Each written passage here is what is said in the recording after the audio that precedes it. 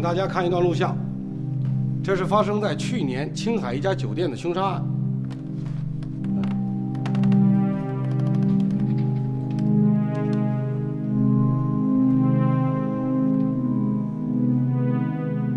这是案发时酒店的监视系统录制下来的画面。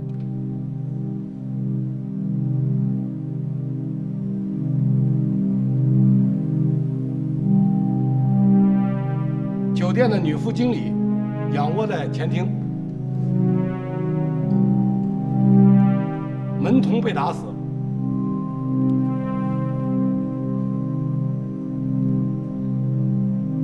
保安被击毙。好，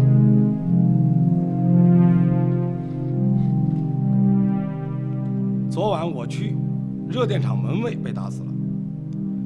配发的6.44式手枪也被抢走了。从现场提取的弹壳号码与这次青海发生的案件所使用的子弹是同一批号的。此人已被列为1号嫌犯。凭什么认定他是北京人？口音。这个1号嫌疑犯身手敏捷，枪械运用熟练，出枪动作非常准确。我估计他是受过专业训练的人。真不愧是侦察兵出身的，凶手枪法准确。被害人都是一枪毙命，因此不能排除凶手曾经当过兵，甚至是特种兵出身的。这个批号的子弹流通范围有多大？是15年前在青海配发的，因此查找方向非常困难。嫌疑人的身份至今仍无法查明。如果杀门卫的就是这个人，那么1号嫌疑犯就有2支枪了。我希望大家一定要特别小心。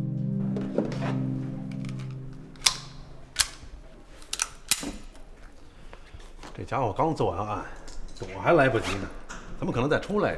瞎胡闹，少说2句了。又找 IP 呢，全局都出去了，咱们在家待着。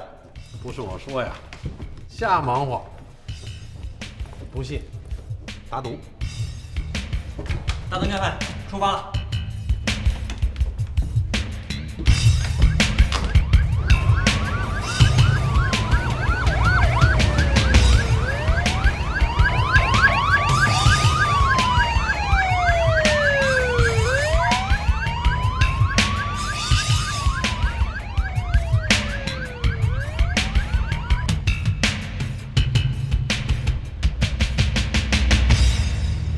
昨天我碰见老李了，老李说，医院已经确诊了，胡刚为植物人。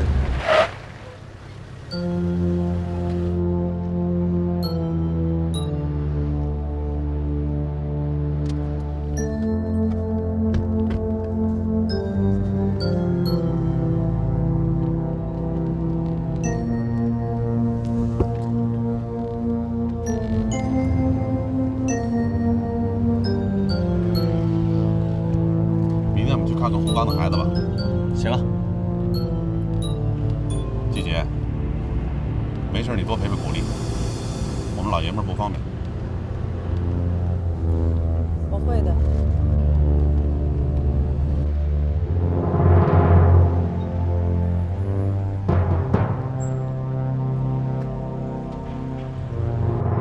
酒店那几个人死得冤，谁让你找歹徒杀人的理由啊？谁挡道杀谁，没道理啊！杀门卫总有理由吧？警局复员，警局复员，我们发现歹徒。江汉，4组什么位置？掉头。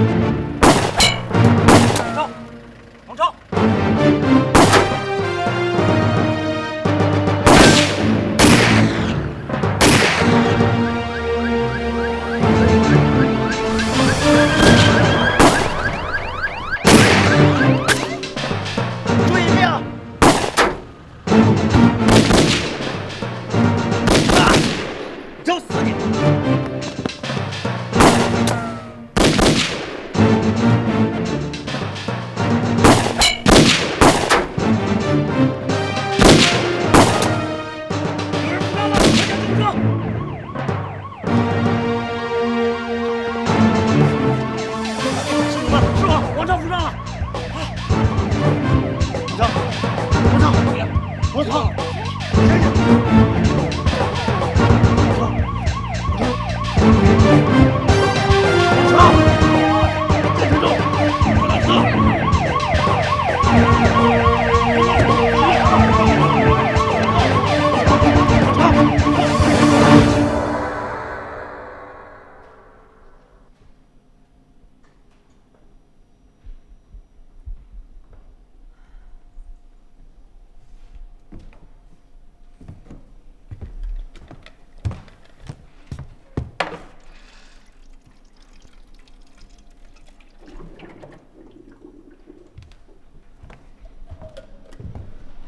哎，少抄点吧。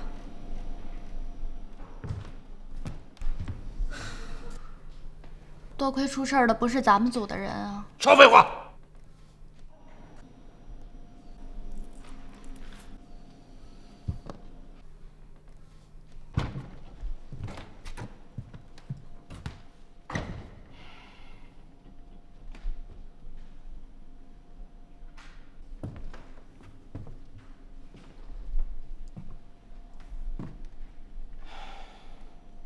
王超没有救过来，今天早上走了，一死两重伤。咱们局里头从来没有一次执行任务就伤亡这么多人。部里和市领导派来了督办，限期1个月破案，见人见尸都可以。限个屁呀！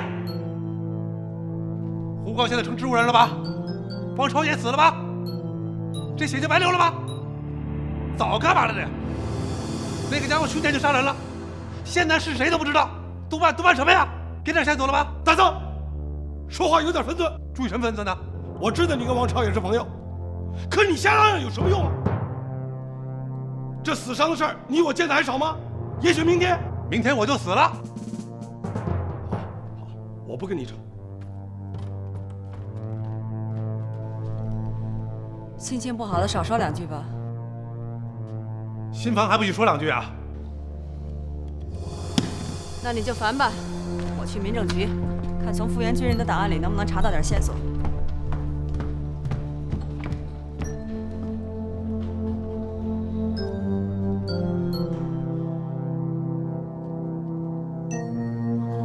李主任还说什么了？难道没有别的办法？只有等时间了。什么意思？李主任说了，只有等血种逐渐吸收以后，看看有什么变化。既然大夫说血肿消下几后会有变化，那就是还有希望。别着急，看看再说。亮亮好点了没有？他还是那样，偶尔能露出1、2句。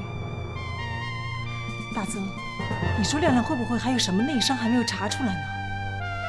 查的项目挺多的了，要不换家医院做 CT 什么的。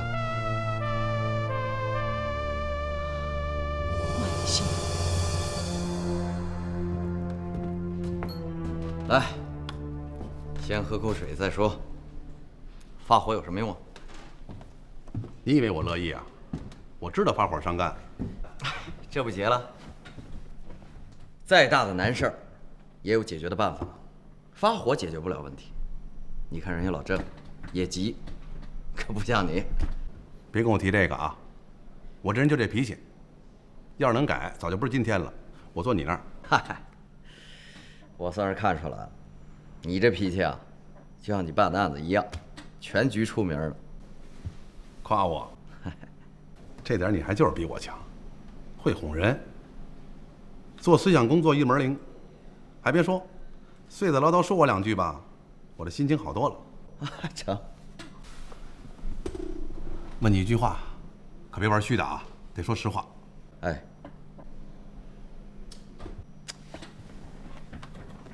你倒是问呢，啊，问之前先给我戴一高帽。胡刚到底是什么人？不好回答。给你提个醒儿，犯罪嫌疑人。你这是什么意思？还是我们的战友。那当然是了，当年我们几个人一块儿。打住！这行了，有你这句话，我就什么都不说了。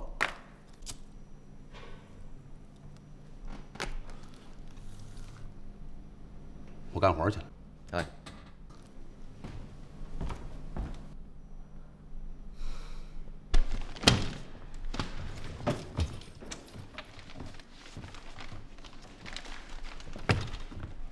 七姐，你说这嫌犯既然已经有枪了，他干嘛还要杀人抢枪呢？手枪更容易隐藏呗。不对，自动步枪又不大，用兜里装就走了，何必冒这险啊？只有一个可能，他要办大案，一个人不够啊，需要帮手。多弄支枪，你说呢？嗯，合情合理。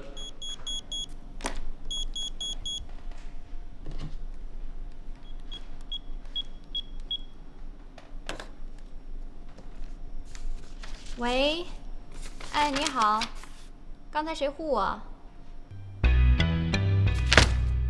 说什么呢你，臭流氓！谁敢在老虎头上逮虱子？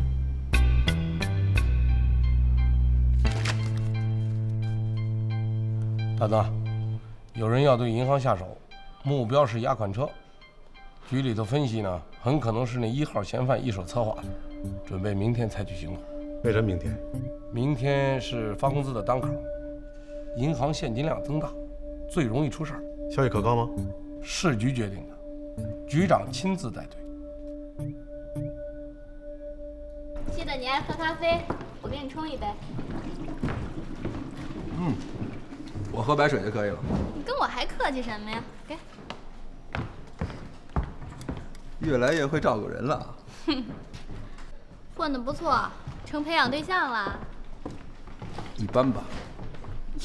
学会谦虚了，假不假呀？哎，黄涛这小子哪儿去了？怎么没看见他呀？开会了，开会了啊！白玲，开会了。那你们开会，我先走了。你先别走，坐下来一块儿听听吧。这是我们组长。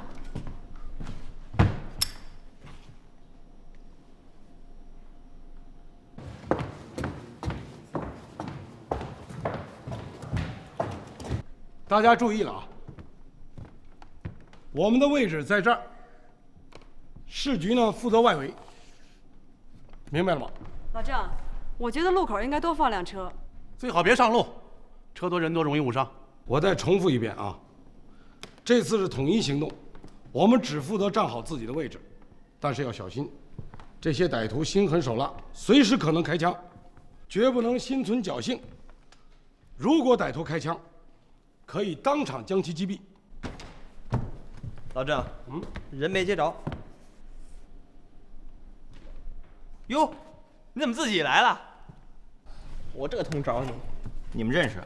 同学。同班同学，外号佐罗，我们那届的神枪手。是吗？什么时候请教一下？顺便介绍一下，这是市局派来的牛晓松同志，参加我们一起行动。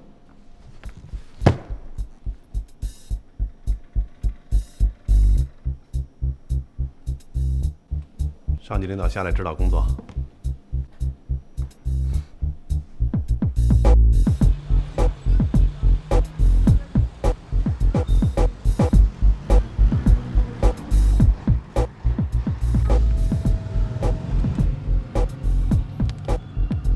这家伙该冒头了，那边也没动静。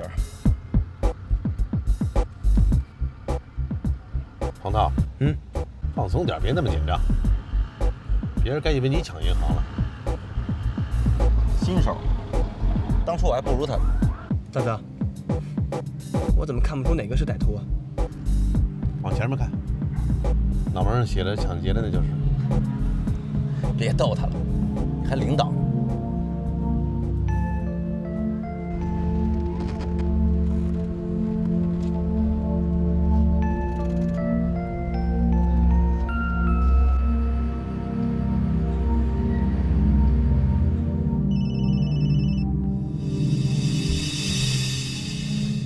喂，局长？什么？是？怎么了？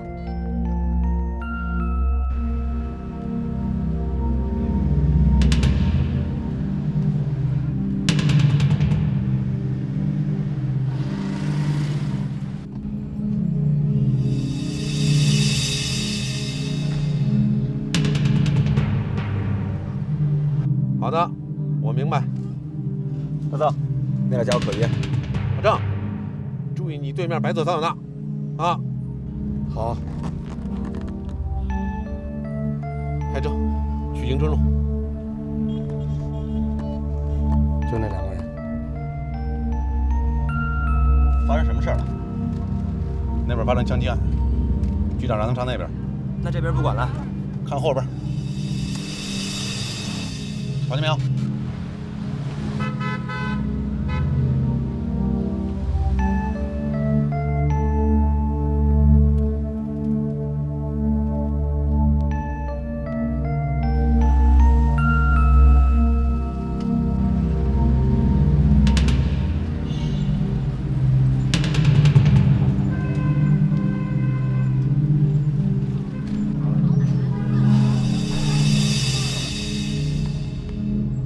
注意，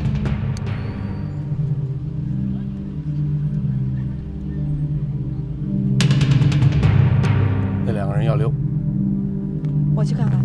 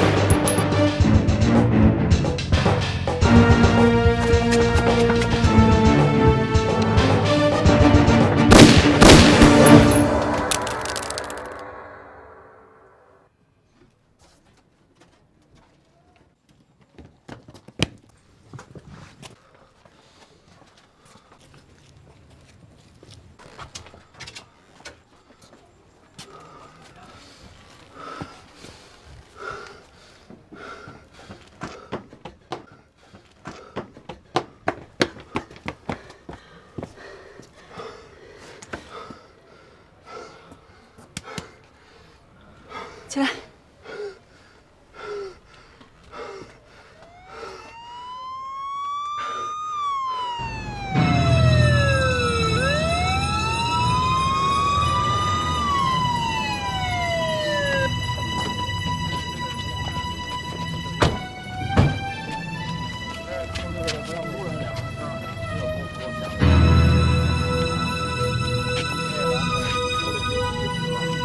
什么情况？2人被打死，附近巡警赶来以后，歹徒已经逃跑了。歹徒为什么开枪？这2名死者是劳动服公司的出纳和保卫，刚从银行提现金出来，准备明天发放失业救济金。他们的现金提包也被抢走了。你在这画下现场图，我找个弹壳啊，去吧。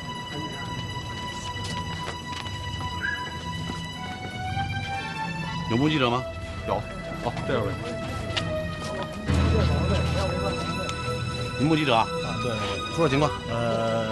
刚开始我们俩路过这块儿，看一男的手里拎着一个纸袋，低着头，一句话没说就开枪了。哎呀，当时你把我吓死我了！那个人跑的时候还撞了我一下，你要是不来，我就完了。看清凶手长相了吗？没看清。大概那个人30几岁，个儿不算高，挺壮的，模样没看清楚，当时太突然了。大泽，这家伙一共开了2枪，都是一枪致命，可能是1号嫌犯。来，走吧。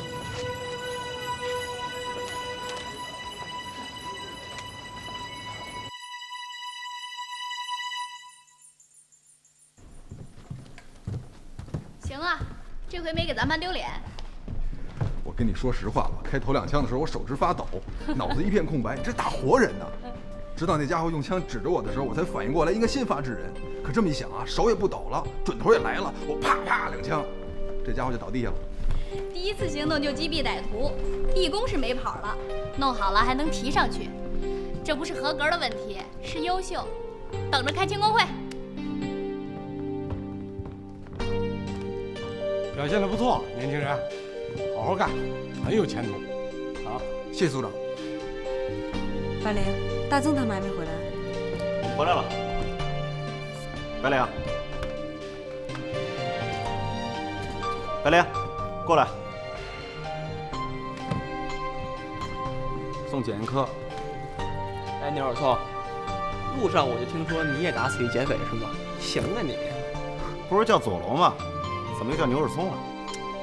佐罗是女生给他起的，男生都管他叫牛耳松。我爱吃牛肉松。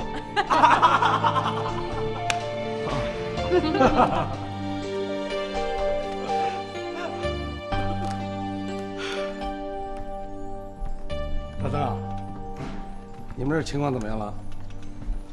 凶手出手很快，听巡警说，他们听到枪声赶到现场不到2分钟，凶手就不见了。可见计划周密，行事果断，几乎没有误差。2个死者都是一枪致命，手法很老道。俩案子差不多同时发生，怎么能这么巧？很可能有联系。从手法上看，迎春路枪击案的歹徒很像是我们要找的那个人。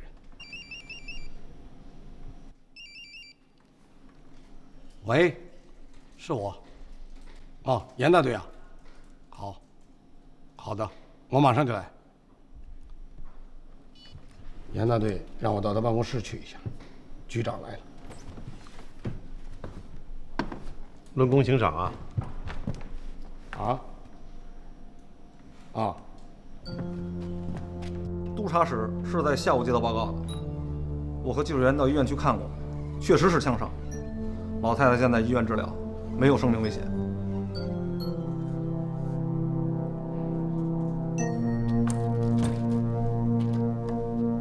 这个是老太太的家，距离街道外沿有20米。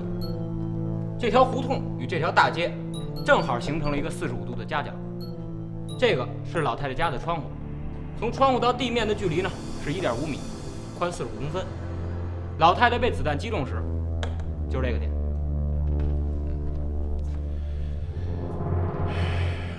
马上查清，打伤老人的子弹到底出自哪支枪？如果真是我们打伤的，我们必须承担责任。是，我们马上安排。严大队，现在查这个事儿恐怕会打击他们的情绪，我担心下一步的工作。功是功，过是过，不能因为有了功就把过给遮了。你可是组长啊，要认清这一点，不要有什么抵触情绪。作为党员，我服从组织决定。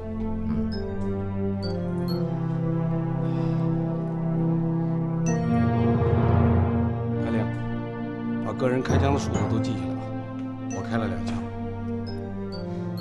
大曾他们当时不在现场，总共就3个人开过枪，遮掩什么？明说不就得了？谁告诉你就3个人呢？那其他组呢？不算了。对不起，糊涂了。白灵记下，我开了4枪。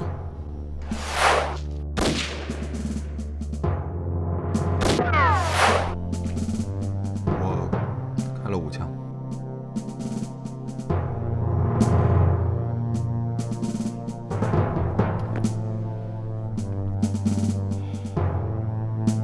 白灵，交给督察室。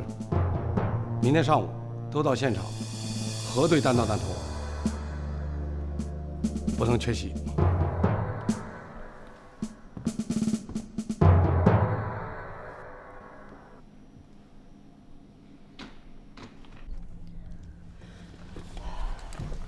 季姐，咱们非要查清楚吗？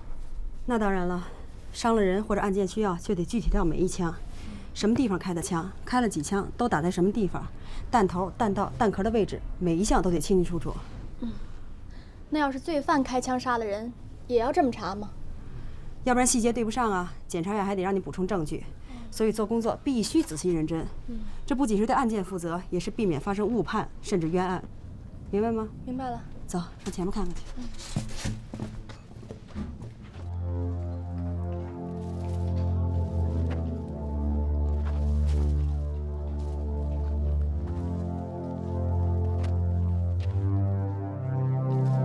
加快，找到一弹壳。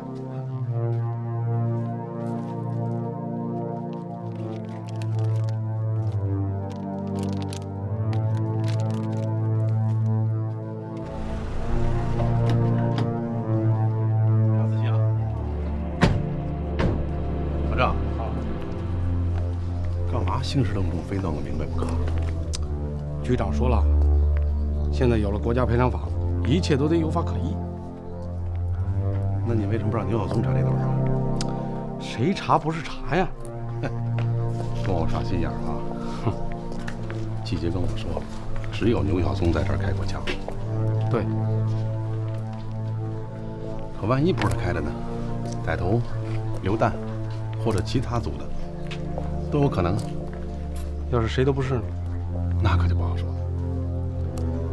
哎，可惜啊，一个年轻同志，第一次参加工作就这么勇敢，而且还击毙了歹徒，真是个好苗子。大曾，快来看，这有弹痕。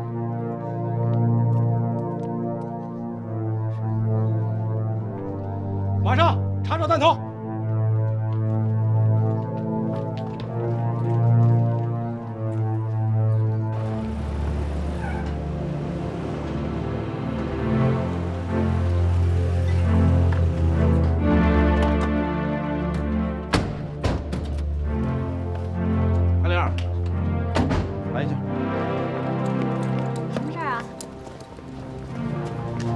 查的结果跟谁都不能说啊，包括组里的人，你们同学之间也不能说，这是忌讳，明白吗？明白了。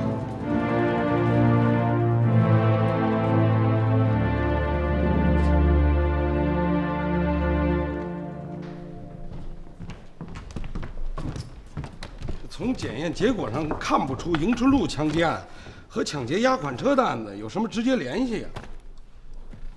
歹徒在迎春路使用的可是被害门卫的那支枪。虽然使用枪支的不同，可是不能证明押款车案跟迎春路案没有关系。没抓住迎春路的案犯以前，什么都不能证明。劳福公司也是在那儿提的现金啊，那家伙没在那儿动手，而选择了迎春路，好像知道银行要出事儿似的，这是不是太巧合了？如果杀门卫跟抢银行没有直接的关系，那只能证明歹徒抢枪另有其他的目的。不错。可是这家伙怎么知道银行要出事儿啊？这家伙是狗鼻子，他能闻出味儿。白灵，哎，你整理的资料呢？把那些判过重刑的全挑出来。重点是那些当过兵、又判过重刑的释放犯，尤其是那些用枪打过人的人。白灵已经整理出来了，总共35个人。结论已经很清楚了，误伤老太太的子弹并不是从歹徒的枪膛里发出来的，对吧？可当时现场这么乱，什么情况都可能发生。行了，郑一鸣，别给自己找理由了。你心里跟明镜似的，绕什么圈子？有意思吗？要是这个案子就此打住，不再往下追究了，咱们去医院，给个医药费都可以。哎，可是现在法律规定了，你敢跟法律对抗吗？看看这身警服，你敢吗？严队，你是刑警大队长，别人不清楚，你还不清楚吗？哎，面对持枪的歹徒，我们怎么办？向托儿所阿姨哄孩子，向学校老师讲道理，我们当时有选择吗？我们行了，老郑，你的心情我理解，可法律就是法律，法律不光制裁罪犯，还约束我们每个人。想想我们办的案子。说情开脱的，找关系压人的还少吗？怎么到了自己身上就不行了呢？你再想想，我等你答复。好吧。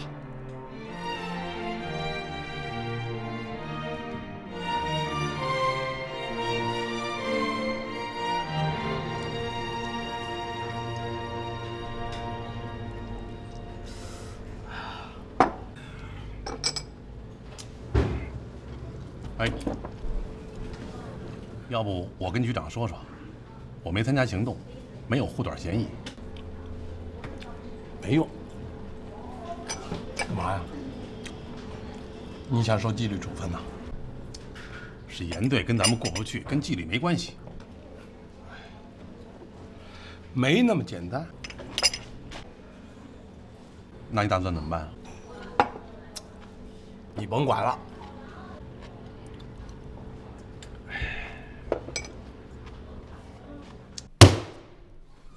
这是什么意思？你这是在欺骗组织，知道吗？说话哑巴了。该怎么处理怎么处理，我都接受。你接受？你凭什么接受啊？你说说看。现场不过3个人，知道情况的也不超过6个人，我保证不出问题。郑一鸣，对不起啊，我没听清楚，你能不能再说一遍？行啊，你郑一鸣啊，跑这儿跟我订攻守同盟，我怎么以前没看你这么大本事你？要骂要损，随你便，我绝不还嘴。说完我就走，咱们哪儿说哪儿完。这事儿就算这么了了。回来。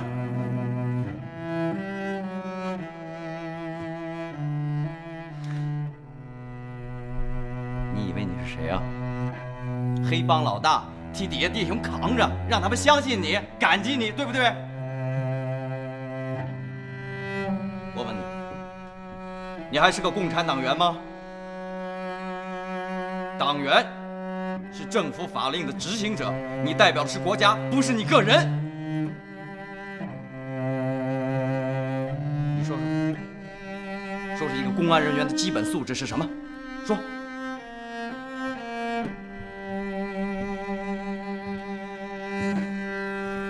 诚实、忠诚、坚定信念，没有这些，你能问心无愧吗？你能坦然地面对你家人吗？你告诉我，你凭什么让老百姓相信你？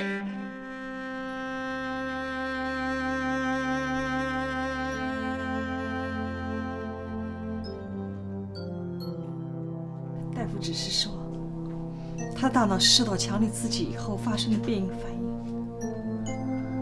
他们也说不清是什么病，还建议我带他到精神科找大夫看看。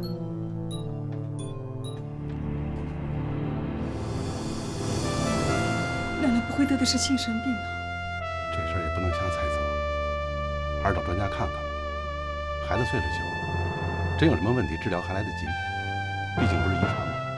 我刚已经这样了。如果说亮亮再有什么事的话，我该怎么办？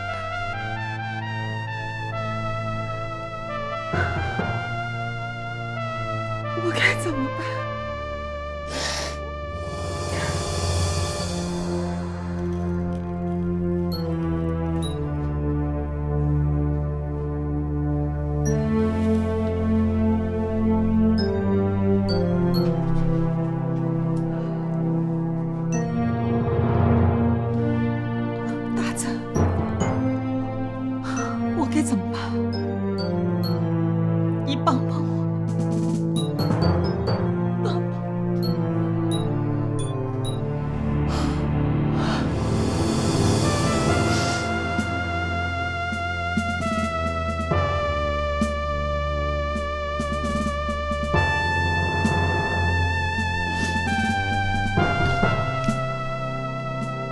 狐狸，听住了，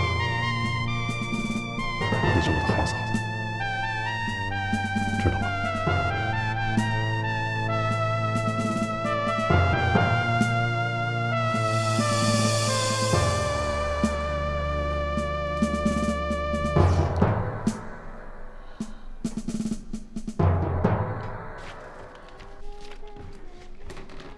真不赖啊！哎，动动手指头就全有了。可不是吗？啊，你以为光动手指头啊？那脚趾头也得动，是吗？来来来，起来，让我看看。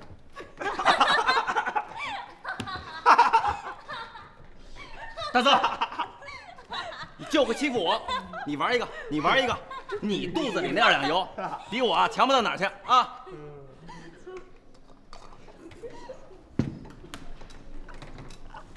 真急了。嗨，一不留神开个玩笑，何必认真啊？少废话。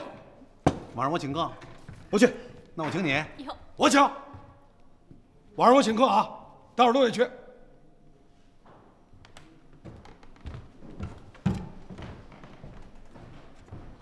他没事吧？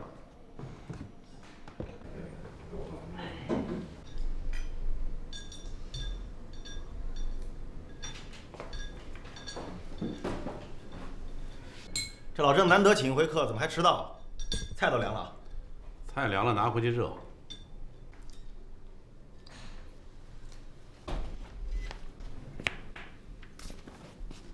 佐罗，你怎么来了？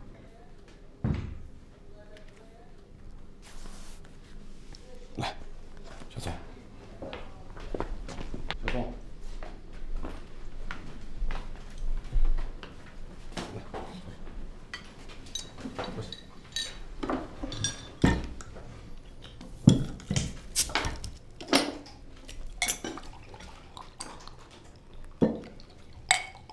来，大家伙儿把杯子都举起来，啊，咱们干一个啊！什么时候改规矩了？触电吧。江汉，几杯？大曾，大曾，都等你呢。我不想喝。大曾，什么时候添毛病了？咱们这儿干嘛呢？都跟生离死别似的。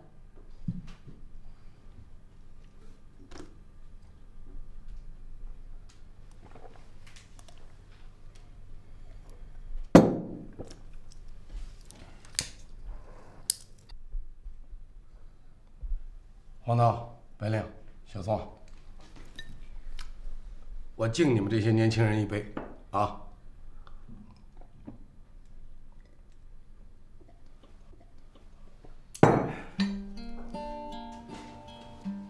黄涛，坐下。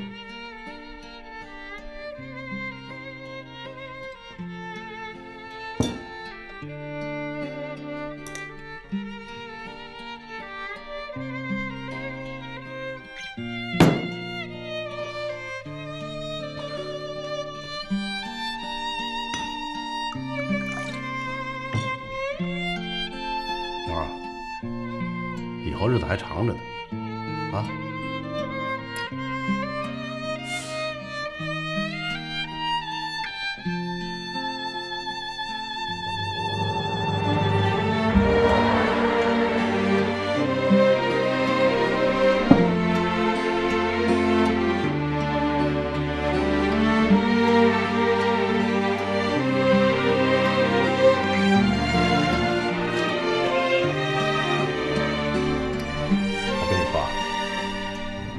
刚当警察的时候，枪玩的不赖。我们老队长跟我说呀，战士开枪，面对的都是敌人；我们警察开枪，面对的可不光是罪犯，还有无辜的老百姓。老队长提醒我的意思是什么？我们警察手里的枪比战士战场上的炮还要重，明白吗？